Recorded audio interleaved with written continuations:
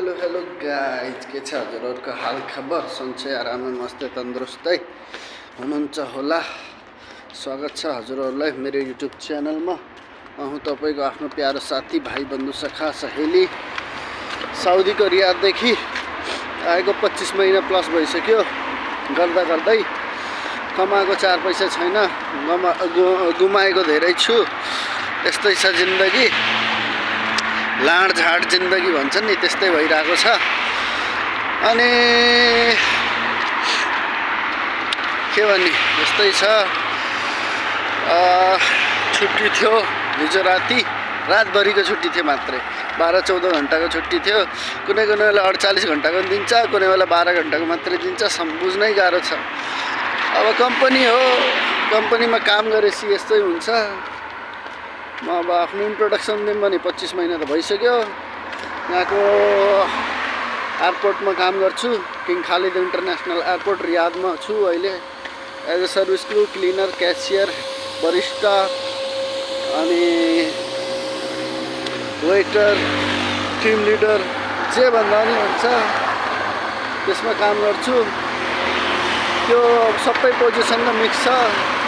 Salary फेरि क्लिनरको छ, के भने अब क्लिनरै भन्दा हुन्छ आफूलाई त।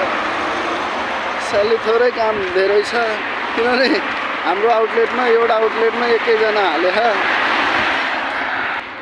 अनि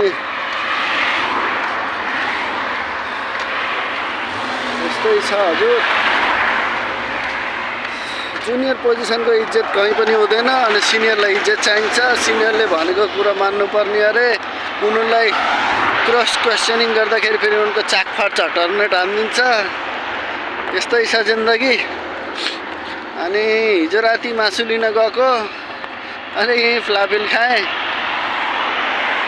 यहाँको साउदीको स्टोरमा, अनि लिएर नै आएन। त्यसै घुमघाम गरेँ, तर राम्रै हो, घुमघाम गर्नुपर्छ।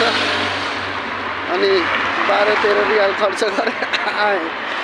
अनि अहिले फेरि यसो सोचेँ, यार मासु त खानु मन लाग्यो। धेरै दिन भयो मासु नखाएको, लगभग 15-20 दिन जति भयो।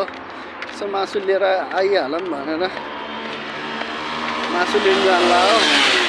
आफ्नो पैसाले खाएको 13-14 दिन भयो। नि त अस्ति नै मेरो बर्थडे आउनु लाग्छ कि, मेरो बर्थडेको फुड मिल कुपन दिएको थियो कम्पनीले। त्यसमा चाहिँ दरो मासु खाइएको थियो। मासुको कबाब, केएफसीको चिकन कम्पनीले नि दिएको। हाम्रो आउटलेट छ क्या, कम्पनीको आउटलेट छ केएफसीको, त्यहाँबाट केएफसीको चिकनहरू खाएको थिएँ।